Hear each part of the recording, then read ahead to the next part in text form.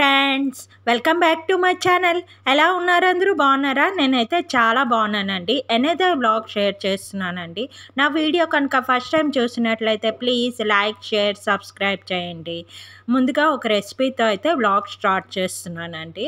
ఈ మువ్వంకాయ చేస్తున్నాను అనమాట లంచ్ కోసం. దానికోసం వంకాయలు కట్ చేసుకొని మువ్వంకాయలా కట్ చేసుకొని ఉడకపెట్టుకొని పక్కన పెట్టుకున్నాను. ఇప్పుడైతే ఒక పౌడర్ అయితే రెడీ చేసుకుందాం. దానికోసం మినపప్పు, శనగపప్పు, ధనియాలు, జీలకర్ర వేసుకున్నాను. నేనైతే అజ్జా ప్రకారం వేసుకున్నాను. కొత్తగా బిగినర్స్ అంటే కొత్తగా చేసుకోవాలి, బ్యాచిలర్స్ ఎవరైనా చేసుకోవాలి అంటే మీరు కొలత పట్టి చేస్తామంటే 2 స్పూన్స్ అన్నీ వేసుకోండి. జీలకర్ర మటు 1 స్పూన్ వేసుకోండి. ఓకేనా? మినపప్పు 2 స్పూన్స్, శనగపప్పు 2 స్పూన్స్, ధనియాలు 2 స్పూన్స్, జీలకర్ర 1 స్పూన్. ఇవన్నీ వేసి మన ఆయిల్ వేయకుండానే డ్రైగా ఇలా ఫ్రై చేసుకోవాలి. మంచి స్మెల్ వస్తుంది అన్నమాట. అంతవరకు మనకి వేపుకోవాలన్నమాట. బాగుంటుంది, మనకి మంచి స్మెల్ అది వస్తుంది అన్నమాట. ధనియాలు వేగుతున్నా ధనియాలు కూడా కొంచెం చిటపట అవుతుంది.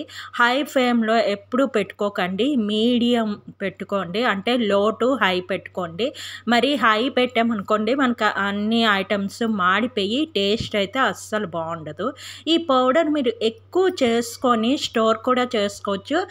ఎక్కువ చేసుకొని మీరు ఒక గాజు బాటిల్లో వేసుకొని ఉంచుకుంటే మీకు 1 మంత్ వరకు పాడవకుండా ఉంటుంది. ఫ్రిడ్జ్లో కూడా స్టోర్ చేసుకోవచ్చు.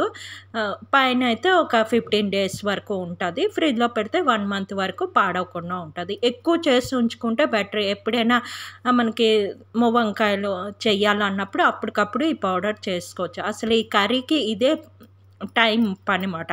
అంటే మనకి టైం లేదు అలాంటప్పుడు ఒక్కసారి ఎప్పుడైనా ఫ్రీ టైంలో ఇలా చేసేసుకొని ఉంచుకున్నామంటే ఎప్పుడు కావాలంటే అప్పుడు చేసుకోవచ్చు. ఆ పౌడర్ అయితే అయిపోయింది, అది పక్కన పెట్టుకున్నాను. ఇప్పుడు కళాయి పెట్టుకొని ఆయిల్ వేసుకున్నాను. ఆయిల్ వేసుకొని ఉల్లిపాయలు, పచ్చిమిర్చి చిన్న ముక్కలుగా కట్ చేసుకోవాలి. అంటే మనకి ఆమ్లెట్లకి వేస్తాం కదా, అలా చిన్న ముక్కలు. నేను ఒక 2 పెద్ద సైజు ఉల్లిపాయలు అయితే తీసుకున్నాను. 2 పచ్చిమిర్చి అయితే వేసుకున్నాను. కారం చూసుకొని దాన్ని బట్టి వేసుకోండి. ఇప్పుడు ఉల్లిపాయలు గోల్డెన్ బ్రౌన్ కలర్ వేగే వరకు చూసుకొని ఇప్పుడు ఉప్పు, కారం, పసుపు, తర్వాత కొంచెం గరం మసాలా కూడా వేసుకున్నాను అనమాట. ఇవన్నీ బాగా కలుపుకోవాలి. కొంచెం గరం మసాలా, ఎందుకంటే మనకి ఈ పౌడర్ వేస్తాం కదా, అందుకని కొంచెం వేసుకోండి. లేకపోయినా స్కిప్ చేయొచ్చు, ప్రాబ్లం లేదు. ఈ పౌడర్ ఉంది కదా, ఈ పౌడర్ మొత్తం వేసుకుంటే మనకి ఇలా డ్రైగా అయిపోతుంది. ఆ పౌడర్ మొత్తం వేసారు, చూస్తున్నారా? ఆ ఉల్లిపాయల తడి మన ఆయిల్ వేసాం అది అంతా అయ్యి దగ్గరుండి కలుపుకోవాలి. లేదంటే కళాయి అంతా మాడిపోతుంది. అందుకని దగ్గరుండి కొంచెం కలుపుకోవాలన్నమాట. ఇది అయిపోయిన తర్వాత దీనిలో కొంచెం వాటర్ వేసుకోవాలి. అంటే ఆల్రెడీ ఆ పౌడర్ అన్ని వేపినవే కాబట్టి మనకు పచ్చి స్మెల్ అది రాదు. ఉల్లిపాయ మొదటి బాగా వేపుకున్నాం కాబట్టి కొంతసేపు ఇలా కలిపిన తర్వాత మనం వాటర్ వేసుకోవాలి. వాటర్ వేసుకున్న తర్వాత ఆ వాటర్లో మనం వేసిన ఈ పౌడర్స్ ఇవన్నీ బాగా మిక్స్ అయిపోతుంది. అయిపోయిన తర్వాత దగ్గరగా ముద్దలాగా అవుతుంది అన్నమాట. అది ఇలా చేసుకొని చాలా బాగుంటుంది. ఈ ముద్ద కూడా మనం మొదట అన్నంకి కొంచెం వేసుకొని తింటే చాలా బాగుంటుంది తెలుసండి. ఎందుకంటే దీనిలో కారం, ఉప్పు అన్నీ మిక్స్ అయ్యి ఉల్లిపాయలు అన్నీ ఉన్నాయి కదా, ఉత్తది కూడా తింటాం. మా పిల్లలు ఇద్దరు కూడా ఉత్తది ఇస్తే తినేస్తారన్నమాట. అంత ఇష్టం, చాలా బాగుంటుంది. ఇప్పుడు ఇది ఇలాగ అయిపోయిన తర్వాత చల్లారబెట్టుకోవాలి. ఒక ప్లేట్లోకి తీసుకొని, నాకు టైం అయిపోతుందని నేను ఫ్యాన్ కింద పెట్టాను. ఎందుకంటే ఇతని బాక్స్కి రెడీ చేయాలి కదా, అందుకని ఇలాగా పెట్టుకున్నాను. తర్వాత వంకాయలు కూడా ఉడకపెట్టి ఉంచుకున్నాను. అందుకోటి ఈ వంకాయలు ఇలాగా మధ్యలోకి ఇదంతా ఇలా చేసుకోవాలి. స్పూన్తో పెట్టుకోండి మీకు చెయ్యి కారం అని అనిపిస్తే. లేదంటే ఇలాగా నేనైతే చేతితోనే పెట్టేస్తానండి. నాకు స్పూన్తో అయితే అంత ఈజీ అనిపించదు. అందుకని నాకు చేతితో పెట్టడమే సులువు అనిపిస్తుంది. అందుకు ఇలాగ మనకి మధ్యలోనే 4 ముక్కల్లా కట్ చేస్తాం కదా, ఆ లోపలికి ఇది ఇలాగ పెట్టుకొని మొత్తం అంతా ఇలాగ మళ్ళీ లడ్డూలు చుట్టినట్టు ఇలాగ చేతితో ఇలాగ అంటే దగ్గరికి అయిపోతుంది, విడిపోకుండా ఉంటుంది అన్నమాట. అలా మొత్తం వంకాయలు అన్నిటికీ పెట్టేయాలి. వంకాయలు ఉడకపెట్టేటప్పుడు ఫుల్ 80% అయితే ఉడకపెట్టకండి.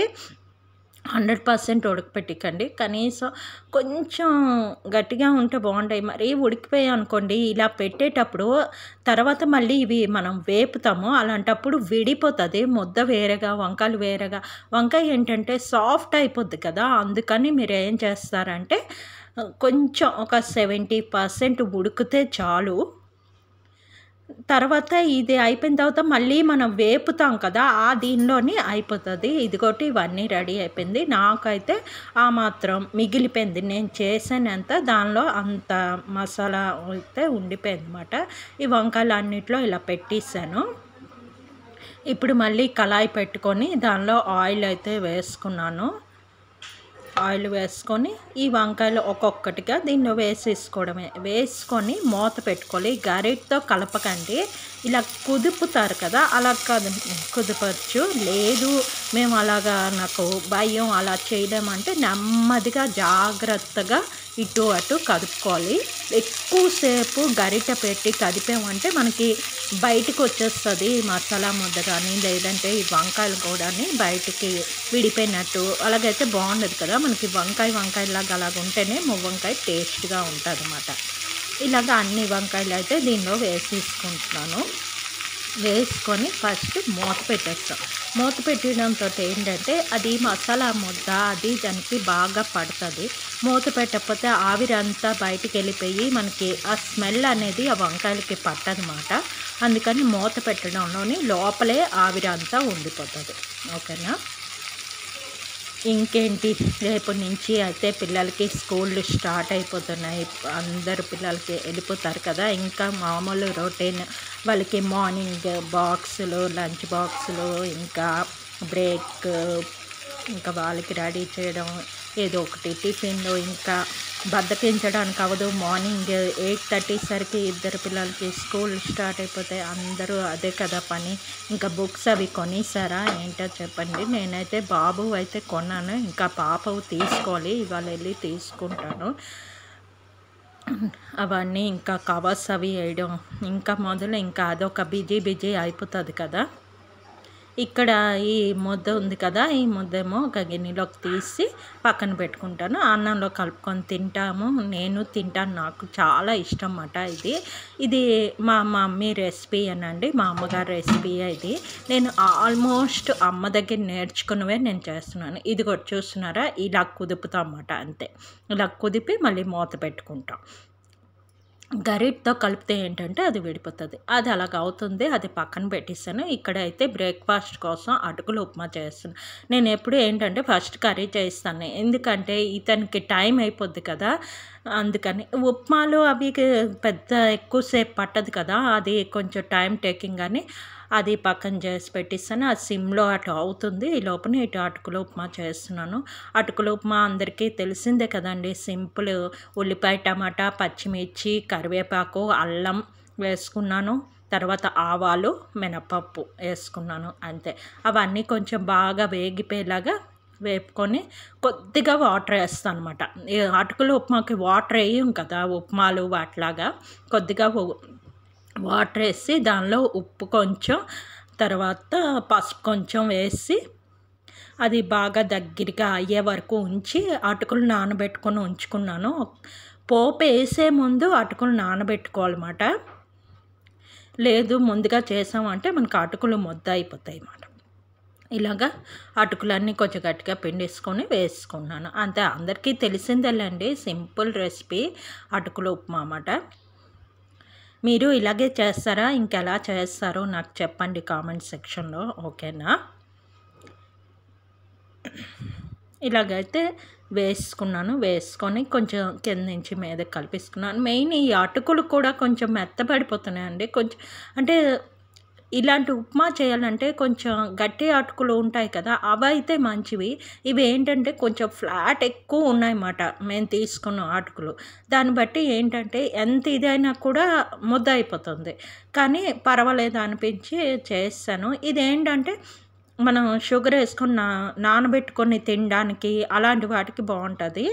లేదంటే ఇలా ఉప్మాకైతే కొంచెం ముద్ద కూడా అయిపోయింది. ఇదిగోటి ఇలాగైతే సర్వ్ చేసుకున్నాను.